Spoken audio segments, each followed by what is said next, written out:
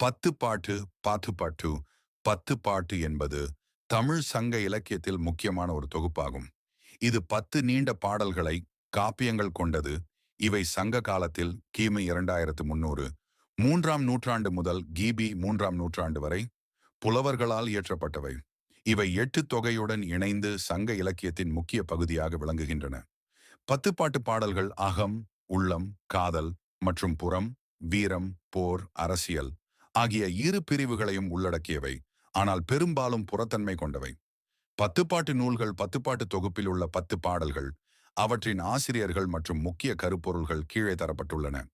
திருமுருகாற்றுப்படை ஆசிரியர் நக்கீரனார். கருப்பொருள்: முருகனின் பெருமையை புகழ்ந்து பக்தி மற்றும் வழிபாட்டை மையமாக கொண்ட பாடல். பாண்டிய மன்னர்களுக்கு முருகன் வழிகாட்டியாக உள்ளார்.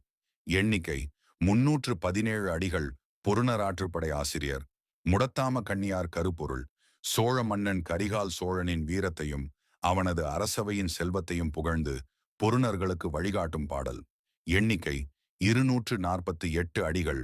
சிறுபானாற்றுப்படை ஆசிரியர் நத்தத்தனார். கருப்பொருள்: சிறுபாணர்களுக்கு இசைக்கலைஞர்கள் ஓர் உள்ளூர் மன்னனான நல்லியக்கோடனின் பெருமைகளை விவரிக்கும் பாடல்.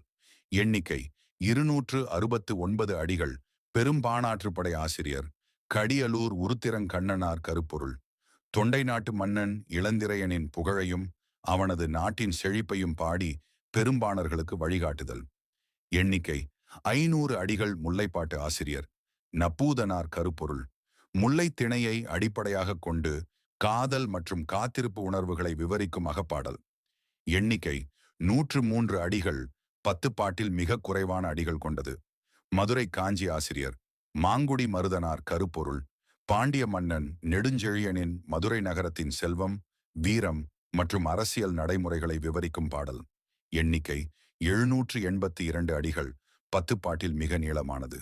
நெடுநெல்வாடை ஆசிரியர் நக்கீரனார். கருப்பொருள்: பாண்டிய மன்னன் நெடுஞ்செழியனின் புகழையும் முல்லை திணையில் காதலர்களின் பிரிவு உணர்வையும் விவரிக்கும் பாடல்.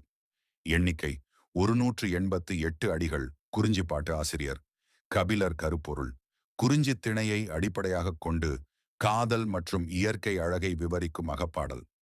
எண்ணிக்கை: 261 அடிகள். பட்டினப்பாலை ஆசிரியர் கடியலூர் உருத்திரங்கண்ணனார். கருப்பொருள்: சோழ மன்னன் கரிகால் சோழனின் துறைமுக நகரமான காவிரி பூம்பட்டினத்தின் செல்வத்தையும் வணிக முக்கியத்துவத்தையும் புகழும் பாடல். எண்ணிக்கை: 301 அடிகள். மலைப்படுகடாம் ஆசிரியர் பெருங்குன்றூர் பெருங்காவுசிகனார். கருப்பொருள்: மலைநாட்டு மன்னன் நன்னனின் புகழையும் அவனது நாட்டின் இயற்கை அழகையும் வீரத்தையும்